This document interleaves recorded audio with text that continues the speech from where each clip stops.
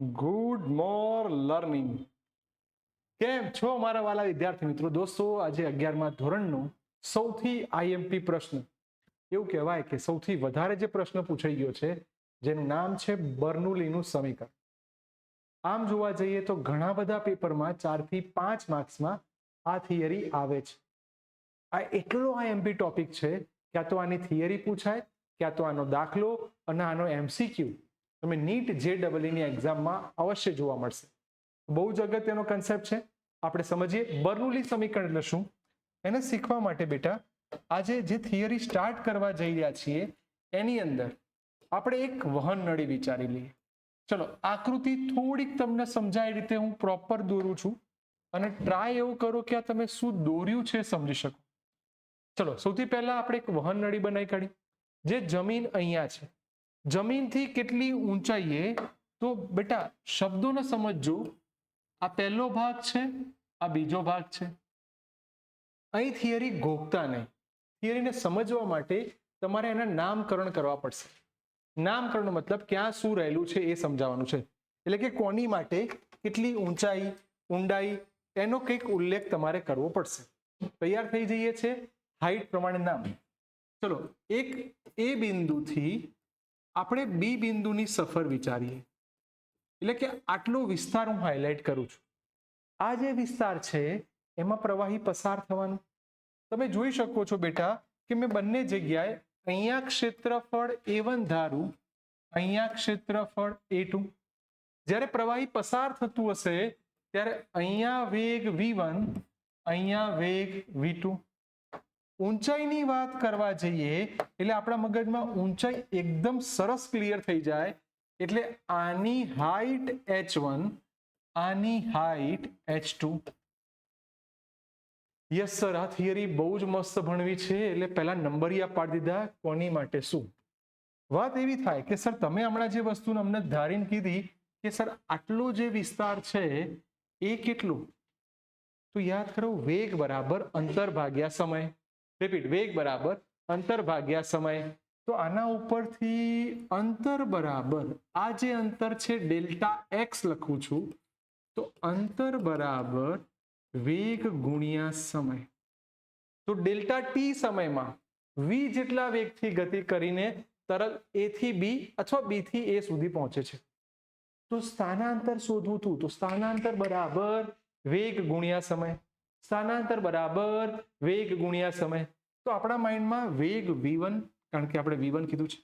બેટા આવું લખવા પાછળનું કેટલું કારણ એ છે. જો અમે જે હાઇલાઇટ કરું છું બેટા એ સમજજો, પાક્કું કરજો. ચલો, પ્રથમ સપાટી એટલે કે AB સપાટી માટે અહીં હંમેશા ચોખવટ કરવાની. બોલો દીકરાઓ, સ્થાનાંતર તમે કેટલું બોલી ગયા? તો સર કે V1 ડેલ્ટા ટી. આનું ક્ષેત્રફળ કેટલું છે? સર ક્ષેત્રફળ A1. ક્ષેત્રફળ A1, સ્થાનાંતર V1 ડેલ્ટા ટી. તો આના ઉપરથી હું જ્યારે કદ બોલીશ તો મારી પાસે હવે જે તૈયાર થઈ ગયું કદ એટલે કેપિટલ V. સર રૂલ્સ પ્રમાણે ક્ષેત્રફળ ગુણ્યા લંબાઈ. સર 1 1 1 નામ આપી દો. દરેકને આપણે નામ આપી દીધા કે ભાઈ પહેલા નંબરનું છે તો કદ મળી ગયું A1 V1 delta T. Sir done. આ કન્સેપ્ટ સરસ થઈ ગઈ. હજી વધારે ડીપમાં જઈએ તો મારે અહીં દબાણ ક્ષેત્રફળમાં જવું છે. તો સર આમાં હજી શું વિચારી શકાય? તમે કદ શોધી કાઢ્યું. હવે જો આના અંદર ધીરે ધીરે સ્ટેપ બાય સ્ટેપ કેટલાક શબ્દો સમજીએ. સર દબાણ બરાબર બળ ભાગ્યા ક્ષેત્રફળ. દબાણને શેના વડે રજૂ કરાય? P. સૂત્ર ભણી ગયા છીએ, P = F/A. અને એમાંથી બળને કરતા બનાવો. તો ચલો આમાંથી આપણે F ને કરતા બનાવીએ તો PA. 1 1 1. Sir done. આટલે સુધી માઇન્ડમાં છપાઈ ગયું છે, એકદમ ક્લિયર થઈ ગયું છે. કેમ આપણે બળ શોધ્યું? એનું સાચું રીઝન એ છે કે તમારે આગળ જઈને અહીંયા શોધવાનું છે કાર્ય. ચલો, કાર્ય બોલો છો તો કાર્યનો સીધો મતલબ એવો છે કે સર બળ ગુણ્યા સ્થાનાંતર. બોલો બેટા, બળ એટલે શું? F. સ્થાનાંતર એટલે શું? Delta x. ચલો આ શબ્દોને એટલા માટે આ રીતે સમજાવું છું કે તમારા માઇન્ડમાં બળ તૈયાર છે. બોલો હા કે ના? Yes sir. બળને તમે F1 કીધું છે, સ્થાનાંતરને ડેલ્ટા x1 કહી દો. તો step F1 delta x1. F1 ready છે? હા sir. P1 A1. Delta x સ્થાનાંતર રેડી છે? હા સર. V1 delta t. તમારું જે કાર્ય થવાનું W P1. હવે બહુ જ શાંતિથી જે અહીંયા કલર કોમ્બિનેશન વાપરું છું એ જોજો બેટા. આને કઈ કહેવાય? હા સર, તમે આને સમીકરણ 1 કહી દો. આને તો કદ કહેવાય. તો આપણે કદને લખેલું છે V1. બોલો, મારા પાસે આ ચેપ્ટરનું જે અગત્યની થિયરી છે એની માટેનું પહેલું કાર્ય તૈયાર થઈ ગયું. સર, ડેલ્ટાની ભાષામાં લખો તો P delta V 1 1. Yes sir. હું એવું કહીશ કે જેને આ પહેલું કાર્ય મળી ગયું ને એને બીજું કાર્ય બહુ સહેલું થઈ જવાનું. બોલો, આ પહેલું કાર્ય મગજમાં તૈયાર થઈ ગયું છે 100%. અહીં તમારો અડધો માર્ક્સ બી ના કપાય એટલે શબ્દ બોલું છું કે આ જે તમે કાર્ય શોધ્યું એ કાર્ય માટે જોજો, હું એટલા માટે દરેક કલરને હાઇલાઇટ કરીશ કે આ કાર્ય સાંભળજો. તરલ વડે બે નામ આવશે. તરલ વડે થતું કાર્ય, તરલ પર થતું કાર્ય. ફરી, તરલ પર થતું કાર્ય, તરલ વડે થતું કાર્ય. આપણે આપણી રીતે એક એક ધારી શકીએ છીએ. જો હું એવું કહું તરલ વડે થતું કાર્ય, કોઈ કે ના સર વડે નહીં, વડેની જગ્યાએ અહીંયા કહી દો તરલ પર થતું કાર્ય. ફરી, તરલ પર થતું કાર્ય. સર પર બોલો છો તો પ્લસ આ પહેલું સમીકરણ. આ ક્યાંથી ક્યાં ગયું? ફરી બોલું છું, A થી B ની તમે વાત કરી કાઢી. હવે તમારો વારો સ્ટાર્ટ. આ જ રીતે ચલો બીજો ભાગ વિચારો એટલે તમારો આ પોર્શન થયો. સૂત્ર V ડેલ્ટા T. ક્ષેત્રફળ તમારું તૈયાર છે. ક્ષેત્રફળ નામ આપી દીધું A2. નામ આપી દો બેટા C અને D. આટલા તરલની વાત કરીએ છીએ.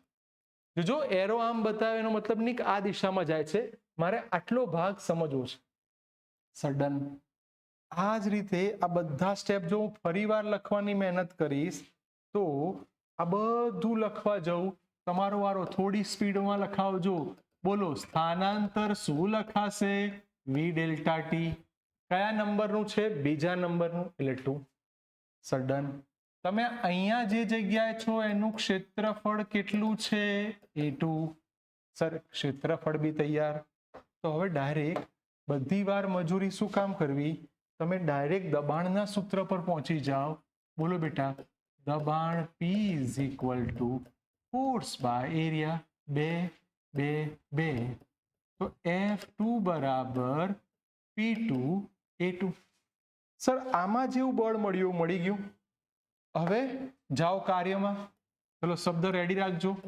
સર, કાર્ય W બરાબર રૂલ્સ પ્રમાણે બળ ગુણ્યા સ્થાનાંતર. ચલો બેટા, બળ કેટલું છે? તો 2 2 2. W2 બળ છે P2 A2. સ્થાનાંતર V2 ડેલ્ટા T એટલે આપણી ભાષામાં P2 ડેલ્ટા V2. સર, જે અહીંયા ખરીદું એ W2 તમારી જોડે મળી ગયું.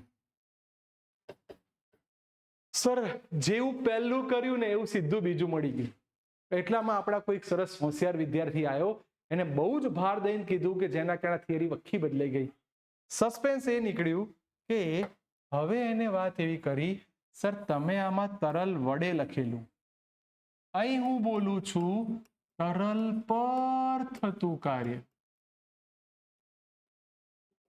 જો તમે આને પ્લસ કીધું હોય તો તમારે આને કેવું લખવું પડે?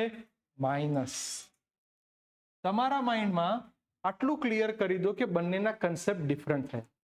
તરલ વડે એનો મિનિંગ અલગ છે, તરલ પર એનો મિનિંગ અલગ છે.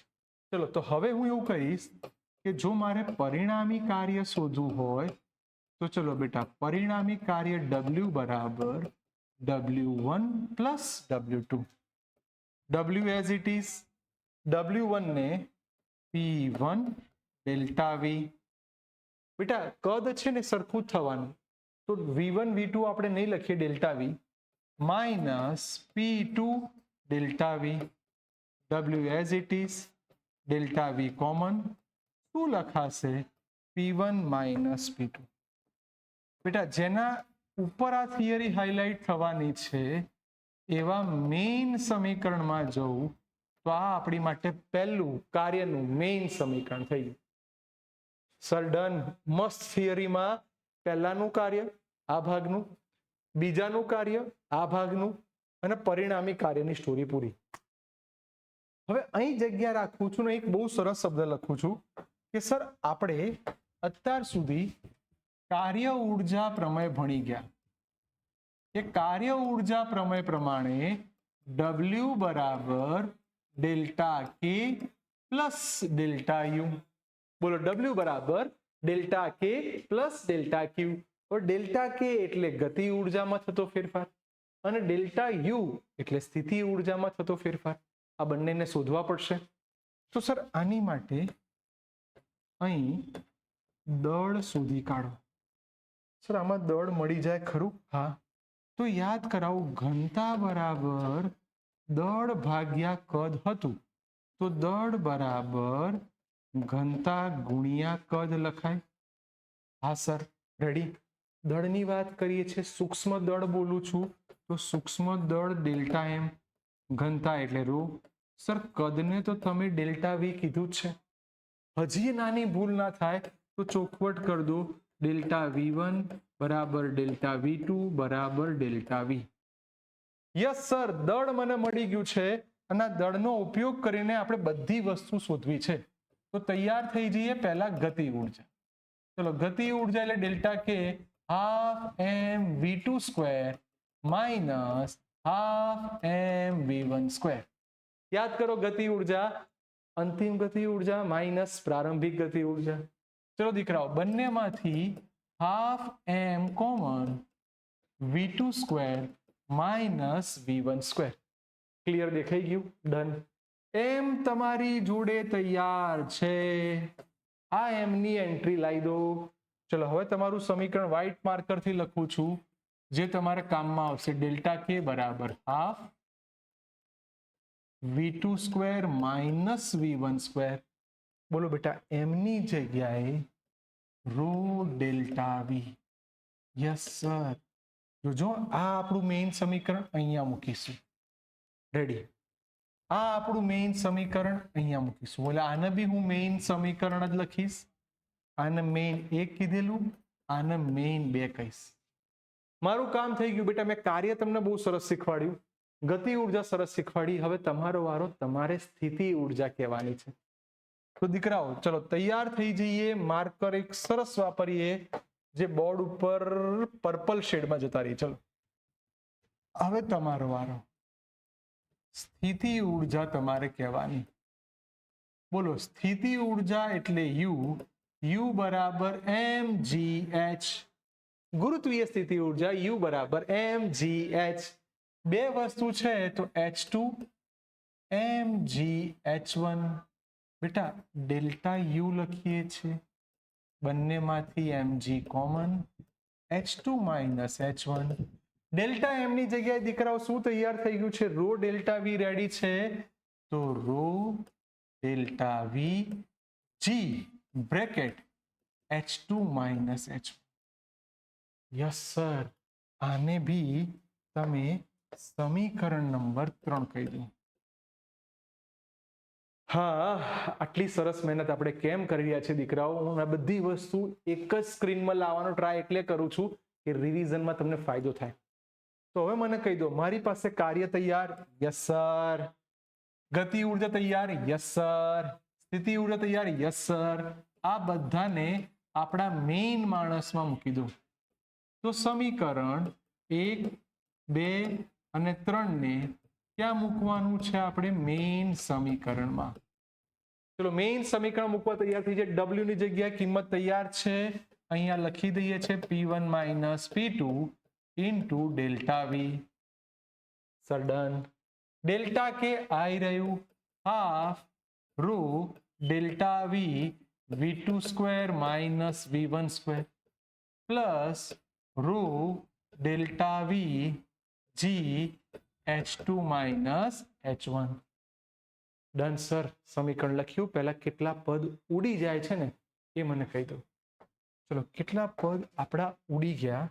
ચલો બેટા દીકરાઓ રેડી રહેજો. જે પદ ઉડે છે delta V delta V delta V. હવે આ બધા પદને અંદર ગુણીશું અને કંઈક લાંબુ અગત્યનું સમીકરણ બનાવીશું.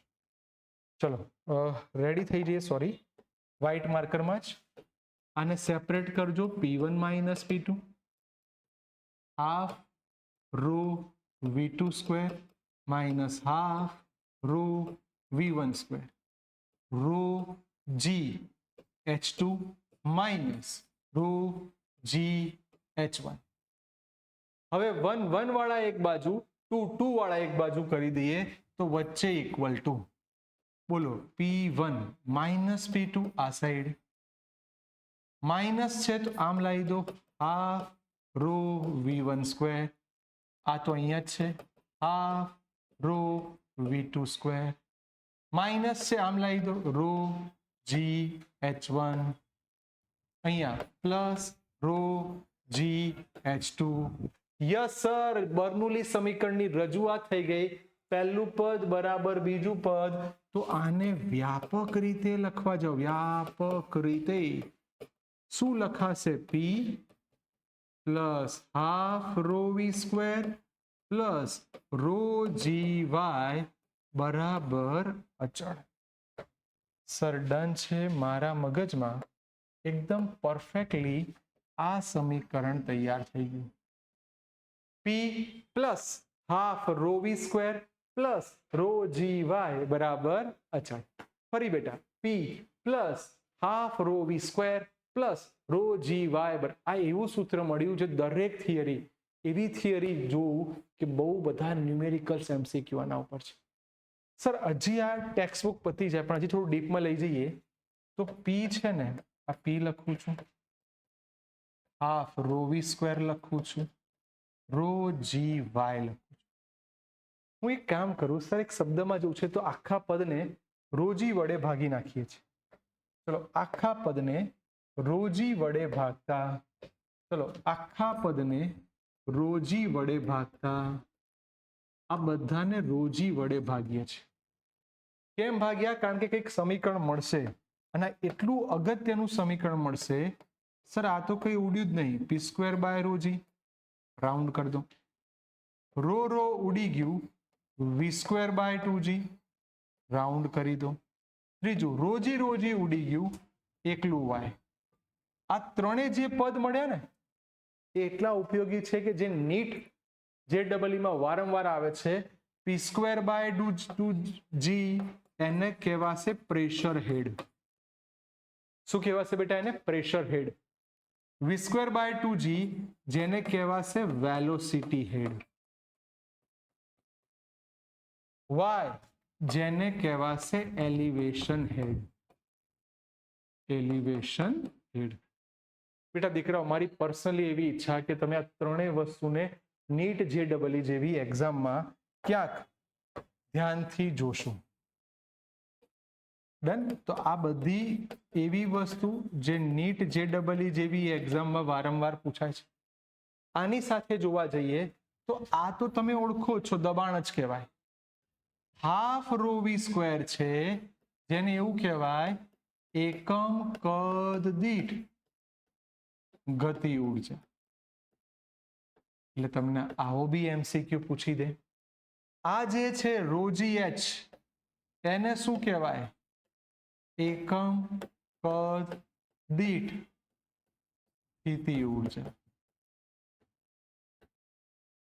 હા દીકરાઓ આ આખી વસ્તુ એક જ સ્ક્રીનમાં લાવી સૌથી અઘરી વસ્તુ છે. અને લખી રાખજો તમારી સ્કૂલમાં આ સવાલ 5 માર્ક્સમાં ગુજરાત બોર્ડમાં પૂછશે જ. અને મારી દ્રષ્ટિએ સારા સારા પેપરો નીટ જી ના હોય તો એમાં આનો કન્સેપ્ટ, આ સૂત્ર, આ વેરાયટી આવે. ડન. તો મસ્ત જોઈ લો, આખી વસ્તુને વ્યવસ્થિત લખી દો, બહુ જ ઉપયોગી છે. અને ખાસ કરીને આ ત્રણના એકમ શું થાય અને પારિમાણિક સૂત્ર થાય એ પણ તમારે મને કહેવાનું. ઓકે બેટા, બહુ જ આઈએમપી. બર્નોલી સમીકરણ પાક્કું કરજો, પૂછાશે જ. Okay, by.